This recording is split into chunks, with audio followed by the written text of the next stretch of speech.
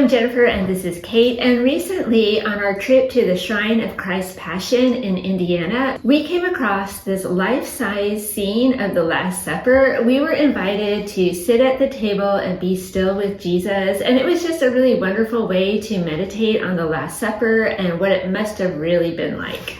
But it also got us thinking about all the different and interesting Last Supper renditions that have been made over the years, because there are tons out there, and there are also tons of really interesting ones. Yes, definitely some of them are very unique, and so we've come up with a short list of 7 that we really like that we want to share with you today. Plus, we also have a Last Supper picture in our own family that's a little bit of a mystery, and maybe you can help us out with that. So let's go ahead and get started. So our first Last Supper today is this beautiful life-size rendition from the Garden of Gethsemane in Tucson, Arizona, which comes with its very own interesting backstory. The sculptor Felix Lucero was a soldier in France during World War I, and on the battlefield he was seriously, even critically wounded, and he didn't know if he was going to survive. So as he's lying there in agony, he decides, I'm going to make a deal with God. So he told God that if he survived, he would use his artistic skills to make different religious statues, which he ended up doing. After the war, he went home and then eventually moved to Arizona, where he lived under a bridge while creating all these different religious statues using just dirt and debris and concrete he salvaged from the Santa Cruz River. So amazingly, and maybe even miraculously, these statues have all survived decades in the Arizona heat and sun. They have survived drought and flood and thousands of tourists coming to see them. And also they have survived some serious vandalism. So we just love this whole story, and definitely we would love to go there and see these in person. So next is this incredible painting of the Last Supper done on canvas. It is 23 feet long and 6.5 feet high. It was done in the 1500s by a Florentine nun named Plautilla Nelli, and we just think this one is very beautiful and very unique. Yeah, there weren't a lot of famous female artists in the Renaissance, let alone famous female artist nuns, but it turns out that 1/3 of the female artists of the time were actually Dominican nuns, and the convent of Santa Caterina was a well-known Florence art center. I mean, who knew? Right. And Sister Plautilla was a self-taught artist. She had no formal training, but she was an art master and would often teach the other nuns. And we love that this painting has a little bit of an art history mystery associated with it. It was done on canvas, so it was easy to move around, and it started off life in the convent, but then it moved to different locations down through the centuries until the 1930s when it was last seen. And then it sort of disappeared for a while, vanished. So it was gone until the early 90s when an art historian, Jonathan Nelson, went looking for it and found it in the Santa Maria Novella Monastery. So it was just hanging on the wall in the dining room there.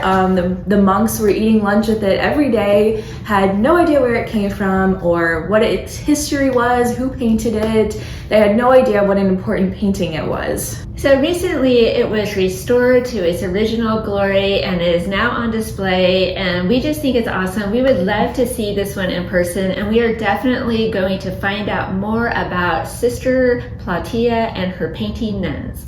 So number 3 is definitely not your average rendition, but we kind of like it. It is a vintage piece. It's the Last Supper in cupped hands, made out of resin, and apparently from Italy, because it says Roma on the bottom.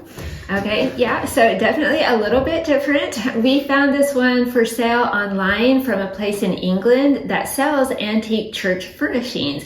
And though it might not be to everyone's taste, I just love the message that it sends. You know, God is holding Jesus and the apostles in his hands during the Last Supper and through everything that came after. He is always with us. And now, unfortunately, this piece has been sold, but we did enjoy browsing this website and seeing everything else they had for sale. They have a lot of cool stuff. We definitely fell down a rabbit hole of looking at everything for sale on the site. So then in trying to find something similar closer to home, we did find this most unusual piece for sale online at, of all places, Walmart. Okay, not quite an exact replica. No. It's interesting. It's interesting. But it does have a lot of really nice detail. Like Judas is just sitting there clutching his money bag, not looking at anybody. Okay, so is this tacky or is it cool? We're trying to decide. Like, I would totally buy this like at a yard sale or something. Yeah, but this is $90. Yeah, $90 for sale online at Walmart. So I don't know. Let us know down in the comments. Would you buy this one or not? So next up, we have this beautiful rendition of the Last Supper, which was done by an unknown Chinese artist sometime in the 20th century. We always love it when Jesus is portrayed as a native of whatever country he's in at the time. And the church in China has been persecuted, for so many, many years. It just makes us wonder who painted this and what was going on at the time and what happened to the artist. But we've also had a lot of fun with this painting, trying to figure out, who is who. Like, we think that's Peter and John on either side of Jesus, and then Judas off in the background, but we don't know. So let us know in the comments, who do you think is who in this painting? And anyway, as we were looking at that, another painting popped up. It's not a Last Supper, so this is just a bonus. It is Mary of Bethany sitting at the feet of Jesus, but instantly we fell in love with this one. We just thought it was so beautiful. So next, we have probably our most interesting and unique rendition of the Last Supper so far, because it's the Last Supper made from butter. Why? Why did we do that? Oh, come on, Kate, it's fun. The Last Supper and butter. Who doesn't love that? So this beauty was created for the 1999 Iowa State Fair by the famous butter sculptor, Norma Lyon. She and her crew of helpers took 2,000 pounds of butter and turned it all into this beautiful life-size rendition of Leonardo da Vinci's Last Supper. And thousands of people came to see it. It was a huge hit. Apparently, the Iowa State Fair has a thing for butter sculptures. Like every year, there's always a big cow made out of butter. So I don't understand the appeal, but I think it's Iowa so much fun. I mean, that's their thing, butter sculptures, right? But it does make me wonder, what would other famous artists think about this? Like Leonardo da Vinci or Michelangelo. What did they think of working in butter? Did they ever make anything out of butter? That sounds far-fetched, but in reality, butter sculpting goes back a long time in history, all the way back to the days of ancient Britain and Babylon. So say what you will, but butter sculpting, it's a thing. So number 6 is a very intriguing one, and it is a 5-panel photograph of the Last Supper taken by photographer Hiroshi Sugimoto. And everything was all well and good with this one until 2012, when Hurricane Sandy flooded the basement where this piece was kept. And so this photograph was badly damaged. Or was it? So this piece was a series of photographs that the artist had taken of a life-size Last Supper scene in a museum in Izu, Japan. And so at first it looked like this work was totally ruined, but then the artist stayed calm and he said, no, I'm just going to let it dry out and see what happens. And so as the months went by, he reported that he actually enjoyed checking on the photographs every single day, because as they dried out, the expressions on the faces of Jesus and the apostles changed from day to day. So for instance, a white haze appeared over the faces of 2 of the apostles, Peter and Judas. So think about that. And then Jesus's face also underwent a change, and now it has these mysterious rays coming out of one side. So I don't know, we just think that is so cool. And we also just love how the artist kept a good sense of humor about this near tragedy. He even renamed the piece Last Supper, Acts of God, and this is what he said about it. I chose to interpret this as the invisible hand of God coming down to bring my monumental but unfinished Last Supper to completion. Leonardo completed his Last Supper over 500 years ago, and it has deteriorated beautifully. I can only be grateful to the storm for putting my work through a half millennium's worth of stresses in so short a time. And last we come to number 7, and this is the one that we need your help with. It's a little bit of a mystery for us. This rendition of the Last Supper has been in my family for ages. I cannot remember a time when it hasn't been hanging in my parents' dining room. Wherever they've lived, whatever house, it is always there. So recently we were looking at it and trying to figure out what it's made of and where it came from.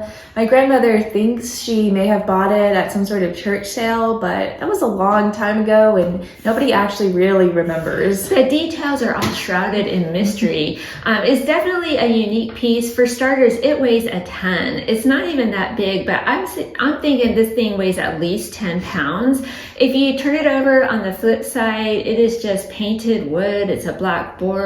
It's strange. So if you're out there watching and you have one similar or know something about it, let us know in the comments because we're just really curious at this point. We'd love to hear if anyone knows of anything like this. So there are definitely a ton more very interesting, unique, and unusual renditions of the Last Supper out there, including one made entirely from postage stamps and also a gigantic quilted version of the Last Supper. There's also a multiple image series of the Last Supper done by Andy Warhol, which was actually the last piece he did before he died. So it's interesting to think about how many people have been inspired to create their own version, thousands and thousands of them over the past 2,000 years. And I don't know, maybe someday when we get to heaven, we'll be able to see the original Last Supper, and then we can see like, oh, how did these compare? How did they pan out? But in the meantime, Holy Thursday is a great day to meditate on the scene and on God's great love and mercy. So we hope you enjoyed this video and we hope you're having a very blessed Holy Thursday. So thank you so much for watching and we'll see you next time. Bye.